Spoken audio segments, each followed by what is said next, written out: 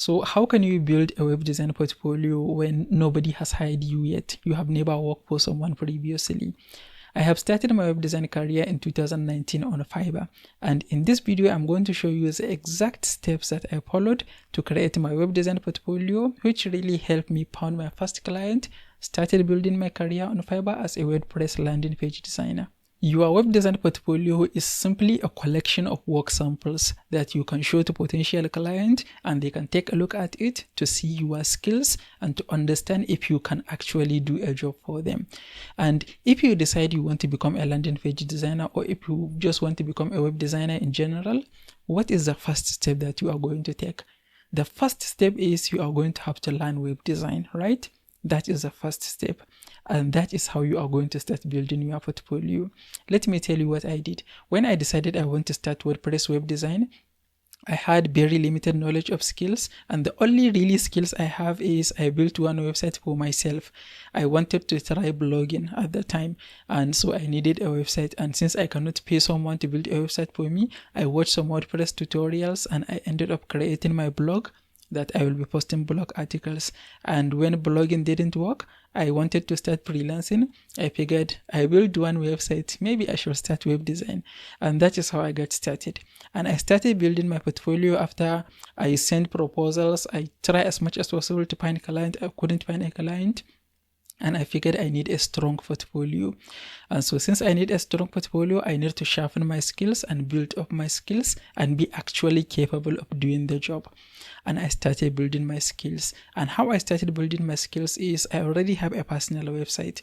So I simply go to behance.net.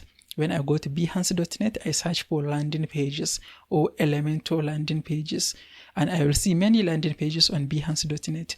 I will just scroll, find one that I really like, and I'm going to save it. When I save it, I'm going to go to my own website. I will create a new page on my website. With the website, the page is not going to be visible. It's not going to be like in a navigation menu. Nobody is going to find it unless I give them a link to it. And I will try to copy that page that I found on behance.net. I will try to copy it pixel to pixel. And that is how I was able to sharpen my skills. Sometimes it takes me a long time to be able to copy a landing page that I found on Behance. And I kept doing that until I had more than 15 landing pages that I created on my own personal website. And all of them really, I just found them on behance.net and I designed them. I copied them exactly and designed on my own personal website. And in the process of doing that, I sharpened my skills. I learned how to use Elementor really well. I learned how to design web pages. And I also have all of those landing pages that I created on my own website. And when I have that many landing pages on my own website, that is a clear proof to a potential client that I can do the job. And when I want to apply for a job, when I write a proposal, I found the job maybe on Fiverr. That is where I started. At the time, Fiverr have a buyer request. Now they don't have buyer request, but you can actually look at the project and send a proposal to client. So I read the job. If the client is looking for someone to build real estate landing pages for them, I'm going to look at the samples I created. If I have real estate landing pages, I will take the links. I will write my proposal and I will say, here are samples that I created on my own website. And I'm going to add the links. The link at the top is going to be the one that is closest to what they need.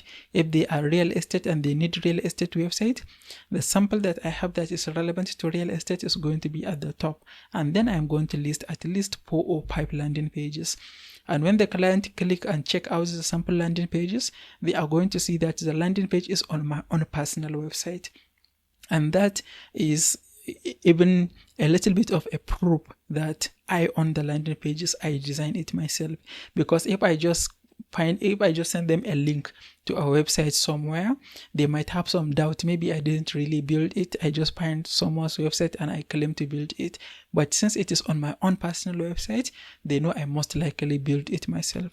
And that is what really helped me find client. And that is how I was able to build my portfolio. I never really built a real portfolio until I found a few clients, because I figured what clients want to see is what I can do.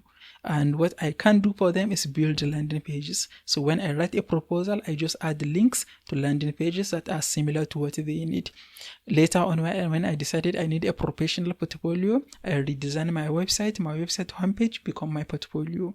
I have my picture with my nice smiling face, my name, my clear introduction, introduction of the services I use Elementor and WordPress and a few other plugins at the time, and I then list out some samples, links that people can click on my homepage to go and take a look at the samples I created. And that is how I was able to build up my skills, have work samples that I ended up creating a portfolio with.